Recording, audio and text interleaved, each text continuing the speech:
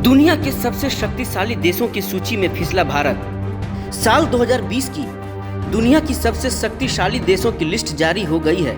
हर साल की तरह इस बार भी इस लिस्ट में अमेरिका शीर्ष पर काबिज है, लेकिन इस साल भारत को लगभग 2 अंक का नुकसान उठाना पड़ा है।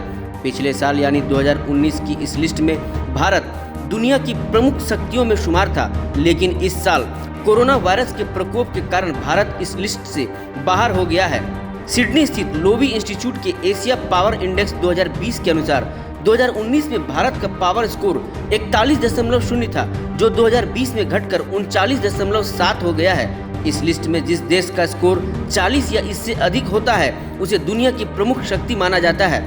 पिछले साल भारत उस लिस्ट में शुमार था, लेकिन इस साल थोड़े अंकों के कारण बाहर हो गया है। लोवी इंस्टीट्यूट की रिपोर्ट में कहा गया है कि एशिया का दूसरा सबसे अधिक आबादी वाला देश अब मध्य शक्ति वाली सूची में चला गया है। हालांकि आने वाले वर्षों में यह देश फिर से इस सूची में शामिल हो सकता है। वहीं रिपोर्ट में कहा गया है कि भारत और चीन की जनसंख्या लगभग एक बराबर है।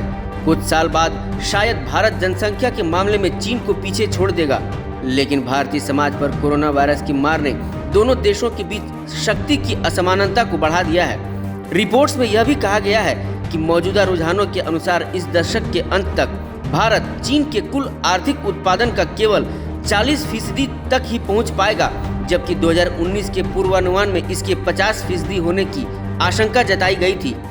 हालांकि रिपोर्ट में कहा गया है कि एशिया में भारत का कूटनीतिक प्रभाव बेहतर हो रहा है। इससे 2020 में इस क्षेत्र में भारत की बड़ी भूमिका निभाने की महत्वाकांक्षा स्पष्ट हो रही है। भारत ने राजनयिक प्रभाव में दक्षिण कोरिया और रूस को पीछे छोड़ दिया है और अब अमेरिका के बाद चौथे स्थान पर है। इंडिया न्यूज़ वायरल की रिपोर्ट।